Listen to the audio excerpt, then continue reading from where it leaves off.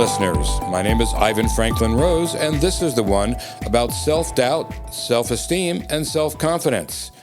We did one on the feeling of not being enough before, but self-doubt's a little different.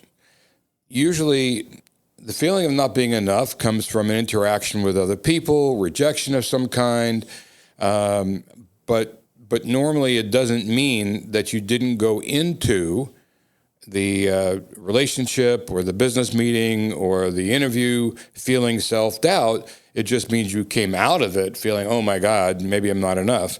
This one's a little different. Self-doubt stems from other things and can be just a temporary thing. It occurs a few times, or it could be something that lingers and continues longer. And then it can go to low self-esteem.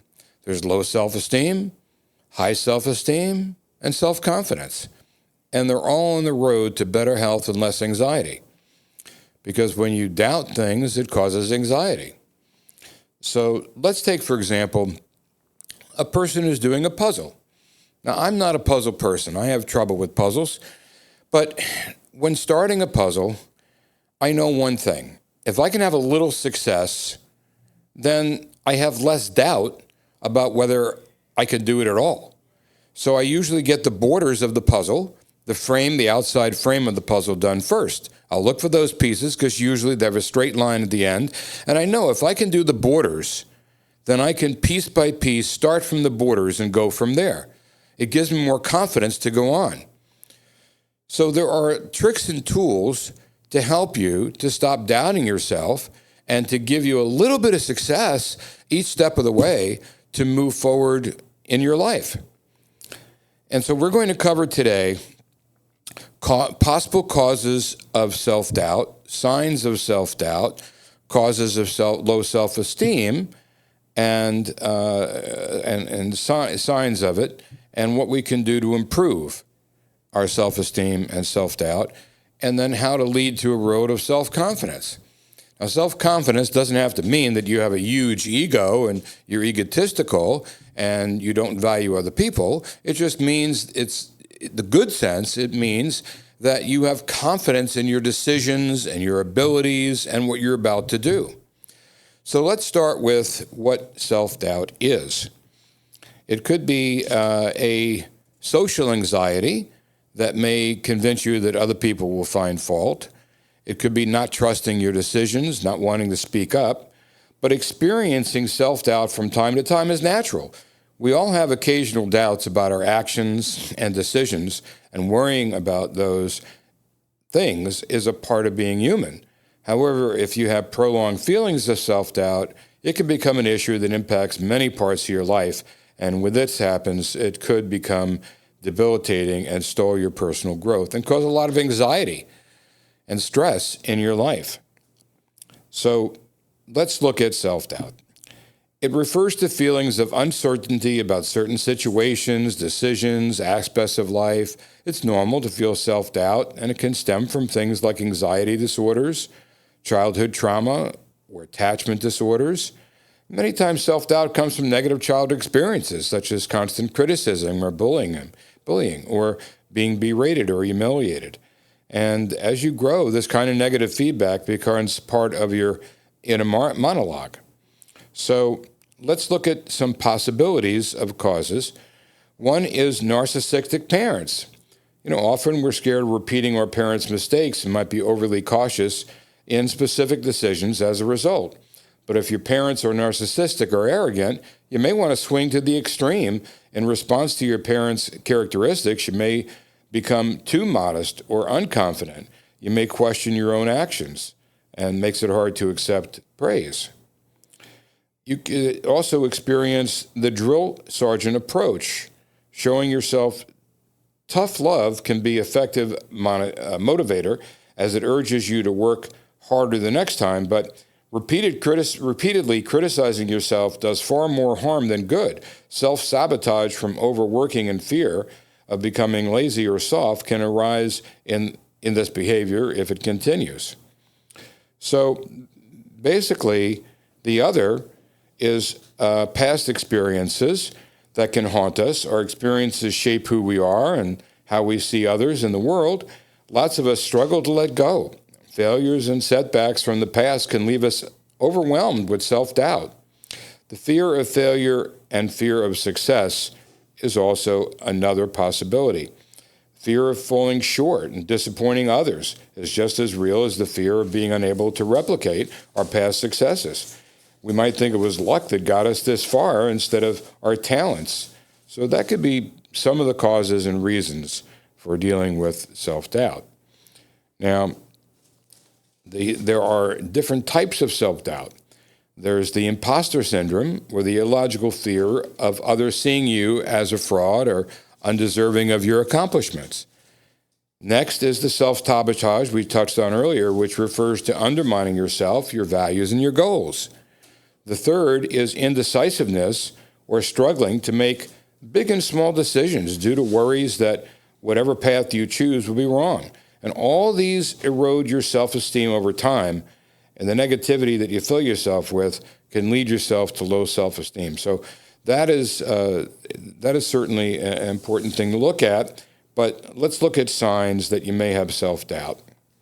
Feeling worthless, having a loud inner critic, the imposter syndrome we spoke about, anxiety, avoidant attachment, insecure attachment, being self-critical, the need for constant approval, people-pleasing tendencies, feeling insecure at work or in relationships, low confidence, of course, even stage fright could be an issue that could be a sign of self-doubt. Now, we're going to go to signs of low self-esteem next, but let's cover tips how to stop doubting yourself. So, first, find validation within. Since self-doubt thrives on a lack of validation, remembering, better understanding who you are, and as your individual beliefs, values, and strengths, understanding what they are and improving your relationship with yourself is a good way to overcome self-doubt. So we're talking about knowing who you are. We're talking about making a list of your strengths.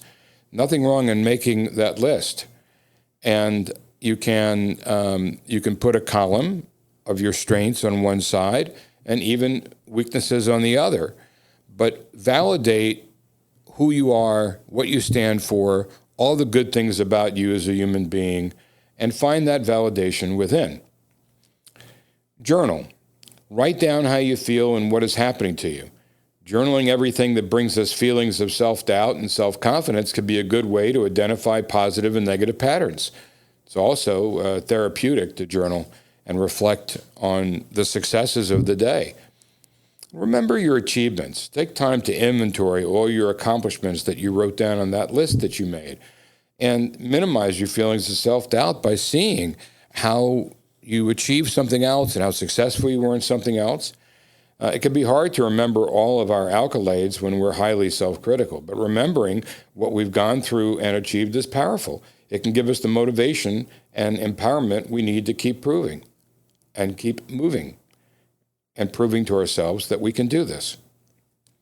So from choosingtherapy.com, you can find some of these and some solutions as to what might help you, like positive self-talk. My mother was a big believer of that. She wrote many books on creating it. We have one on positive affirmations out that we talked about, but giving yourself these affirmations, creating these things for you to say, putting the signs on your mirror in your bathroom, that's a healthy way to start your day. Every day you should be giving yourself positive instead of negative self-talk. And don't set yourself up for the kind of criticism from other people where you tell yourself, oh, I know I couldn't do it. And instead, once you know that you can, then you won't value someone's opinion that doesn't really know how to evaluate your work. Sometimes people are criticizing and they really don't understand what you've achieved. Many of the great leaders and people in the country and great artists weren't understood at first. So it's possible that you're right in what you're thinking and you're just not understood yet. But use positive self-talk and daily affirmations. These are so helpful to you. Every day, start off with that. And practice self-compassion. This can be challenging as we're often tougher on ourselves than others. However, it's important to give yourself the same grace you give to your loved ones. Self-compassion takes time to cultivate, but it can be very helpful in reducing feelings of self-doubt. Be mindful of your language. Using language that comes from a place of encouragement and optimism is a good way to tackle self-doubt feelings. Practice using positive words and being aware of the negative bias you may have towards yourself. Take conscious steps to use empowering language. And don't compare yourself, to other people. The goal may be to make us feel better, but it usually just leads to feeling worse. It's like everyone has feelings of self-doubt, so keeping in mind that your observation isn't necessarily a fact that's important right here. Spend time with loved ones, people who appreciate you, people who know you. It's important when you're battling self-doubt. Your loved ones can give you the support and validation you need and fill you with hope and positivity.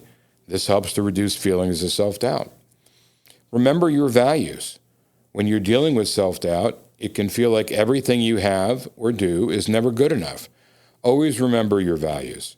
This is a very rich practice that makes you feel more fulfilled and confident.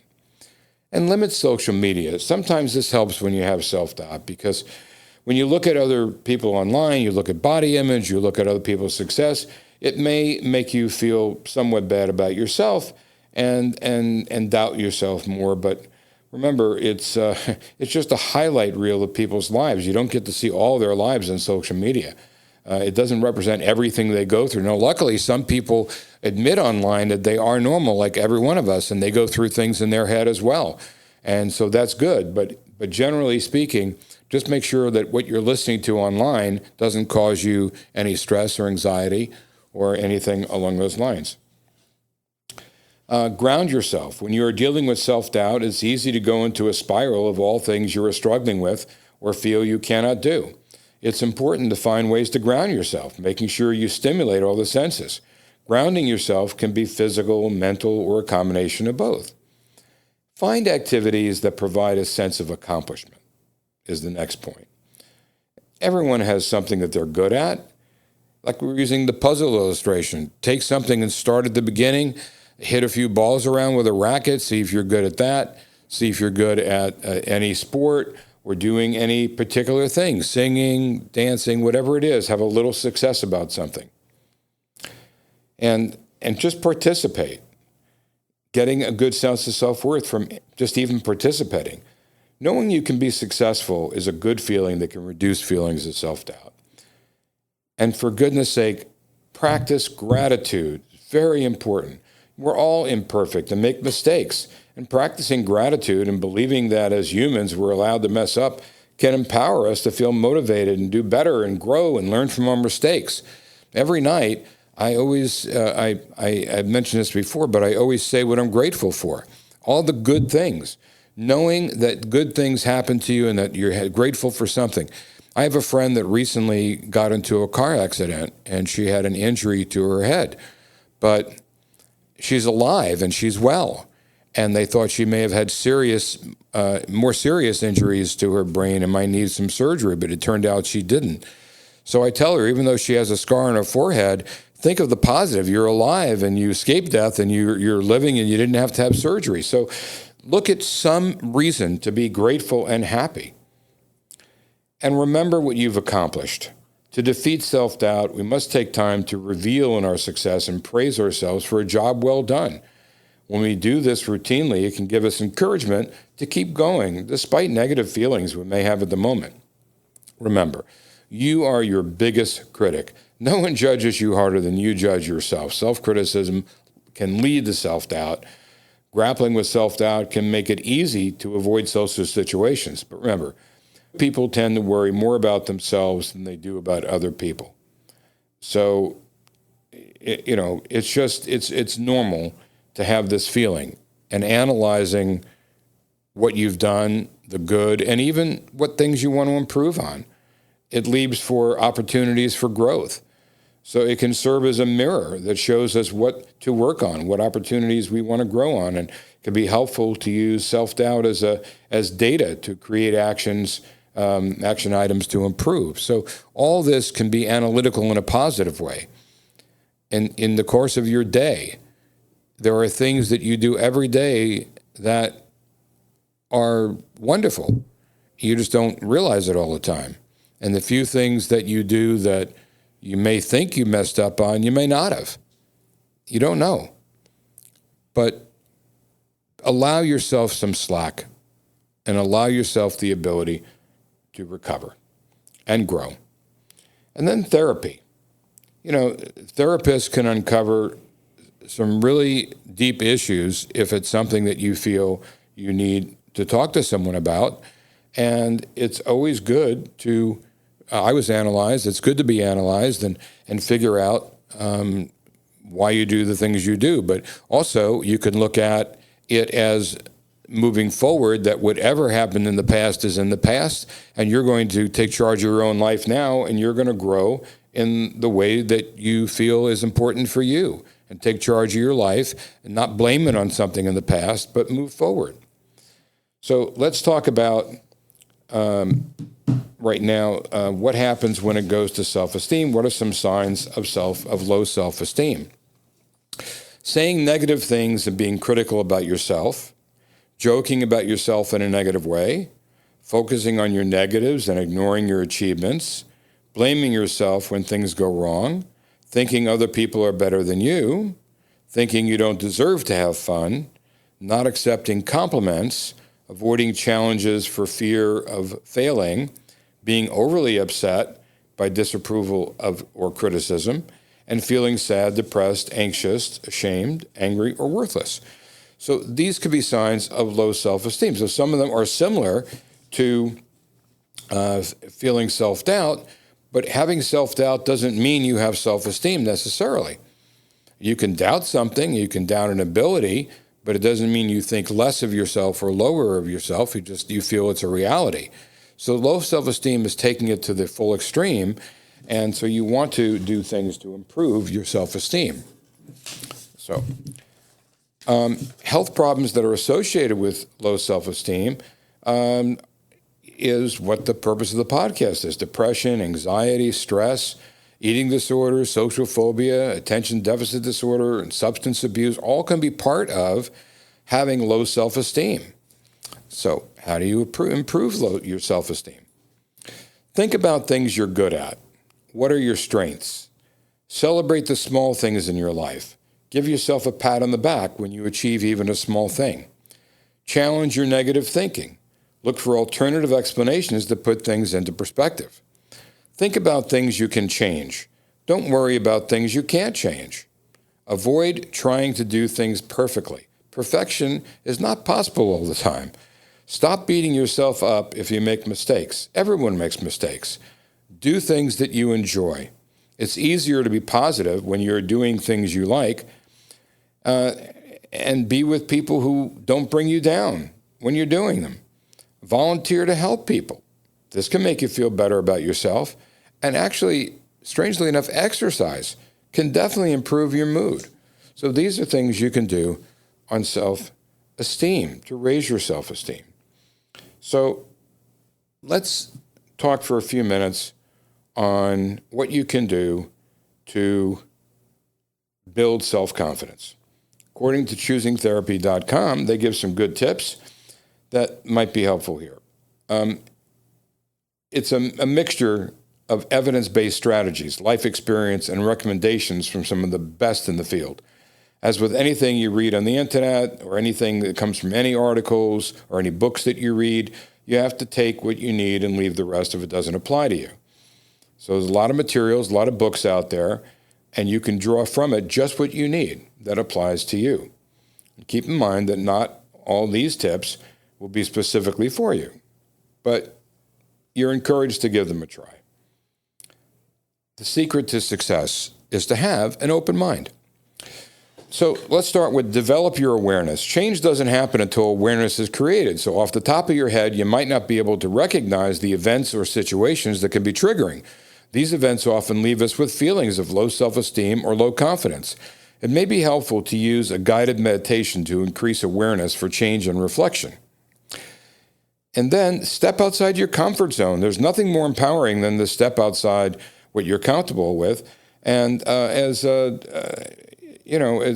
people might say, step into the arena and give it a try, and practice speaking to friends about subjects that you think they might be interested in hearing. Just give yourself a chance to do things you don't normally do. Sing at karaoke just to try it. Go to a dance club with a friend and just practice dancing. But just step out of things you're comfortable with and try to expand, and then feel the success of doing that. Give yourself credit. Take a nice deep breath and reflect on all the times you've stepped into the arena outside your comfort zone. Acknowledge it, and whether you failed or not, at the end of the day, what matters most is that you tried. Stop and give yourself credit and recognize your effort. May be helpful to write down your achievements, and so you can look at them like we talked about with self-doubt. You can practice power poses. Your body language shapes who you are. So practice in the mirror standing with confidence, which is very helpful when you're dealing with, when other people view you and they see you with confidence, they'll take what you say more seriously. So, better than having your limbs outstretched or the hands on your hips like a superhero, but practice confident poses and increase your confidence. Visualize your success. When you imagine yourself succeeding and achieving your dreams, you're able to embody the feeling of success. Take a deep breath, close your eyes, and envision yourself achieving your goals. Feel free to practice this as often as you need, and remember, there's no limit on how big your goals can be. Remember, there's enough to go around.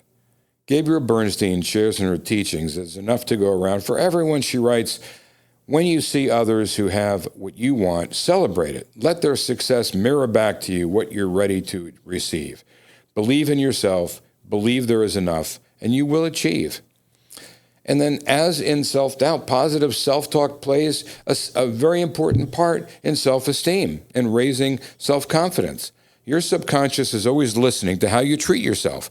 Whether you speak negative things aloud or silently think of them, your subconscious knows. Try to make it daily practice to use positive self-talk. I am doing this. I am appreciated by others. I am recognized for my work. Positive affirmations, we did a session on that, are just so helpful. Following positively accounts on your social media, but only positive. Make sure you have a list of people that are positive on there, that when you want positivity, you can go to their sites and their Instagrams or their TikToks, and they're going to have positive, happy things on there. So then if you want social media, you can at least surround yourself with positive people. And you don't have to make things harder for yourself by being your own worst enemy and watch people that bully you or people that belittle you as a rule online. You don't need that in your life. Increase your self-care. Once you begin to include yourself in your routine or caring for others without feelings of guilt, you may begin to see an increase in confidence and self-esteem. Begin at setting at least 5 to 10 minutes a day to do something you enjoy that helps you recharge. Something, anything. Similar to stepping out of your comfort zone, the more self-care you practice, the more routine it becomes. Self-care becomes like a reward for your day and everything you do for other people. Establish healthy boundaries. People with low confidence and low self-esteem usually have a harder time saying no. It's common to want to please others and avoid any discomfort or conflict. Nothing is more empowering than saying no to something when the old you would definitely have said yes. It may be time for you and everyone else around you to adjust, but it's worth it. Stop the scrolling. So for sake of self-love, stop comparing yourself to others. As mentioned in the other tip, if you keep scrolling through social media looking at everyone else's success, you'll never feel like you're doing enough. So follow people that are positive and build you up. I do social media also, but I try to have a group of people that I know I can go to when I want to be built up, when I want to hear good and positive thoughts. Next is comfort your inner child. It's always a good idea to have an inner look at yourself. Your life experiences might have brought you to many of your present-day thoughts and behaviors. Cognitive behavior therapy creates space to challenge and question your inner critic and communicate with your inner child. Recommend, you can certainly do this with the help of a therapist. I recommend that if you feel that you need to talk to somebody and you want to talk to a professional to go through past traumas or negative experiences. But I do recommend deep reflection inside yourself to try to get as much self-love and self-appreciation that you can for yourself by turning within and looking at how wonderful a person you are as a human being and appreciating that, and try to think of what happened in your past yourself that may have caused you to doubt that. But lastly, be honest with yourself. It's okay to admit that you need help and to learn something new. This allows you room to grow and continue to expand your knowledge and abilities, which in turn will improve your overall confidence. Admitting and asking for help is such a humbling experience. Be honest with yourself and ask what area in your life needs some improvement. If I were to guess, I'd say you're here to gain confidence and self-esteem. And so, I applaud your honesty. Just let's all prove to ourselves that we can move forward. Self-confidence focuses on the ability to overcome daily life challenges. It refers to focusing on capability, achievement, and skill set. You have good self-confidence and feel confident in certain areas of your life, and you can have that and feel less confident in others. So it's okay to feel that you're expert in one area and that you lack in others. And you can go study and you can learn to pick up the areas you need to learn. So by definition, self-esteem is your inner belief in yourself, but you can also incorporate your inner critic in this. And so just look at what it is that you feel you need to improve on and do it. Go study and learn what you have to learn to improve on those areas so that you feel more confident. So is there a difference between confidence and self-esteem? Well, some people feel that the terms are interchangeable, but they can exist on varying levels and combinations. Your level of self-esteem greatly influences your self-confidence. So a lack of self-esteem exists on a basic level. It certainly comes into our mind and at various times.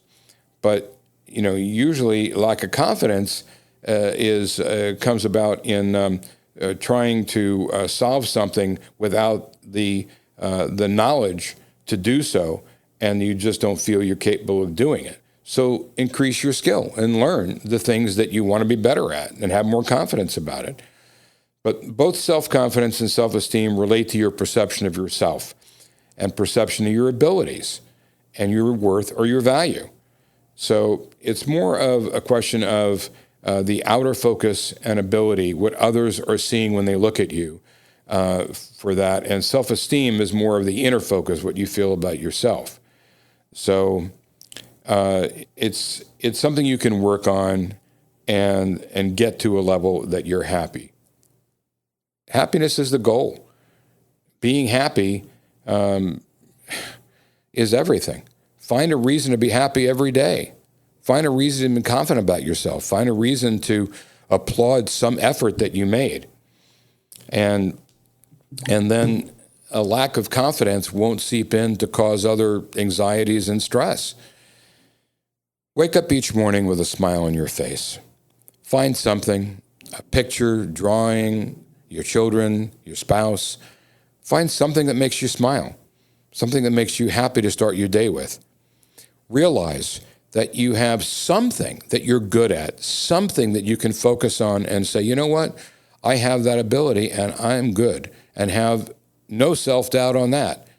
And then build your confidence level and raise your self-esteem and know that you can learn things that you're short of. And so maybe it doesn't matter. Some things that you don't know, maybe it's not important to know those things. If you need it for your job, then there's ways of learning it. But approach each day with a positive nature, knowing that you can be what you want to be. You can learn what you need to learn. You can appreciate yourself for all the goodness that you are and everything that you do nice for other people. you can recognize that and recognize that there's no doubt that you're a good person. And when you have that, you'll have less self-doubt about the things that are important. And with that, until next time, goodbye.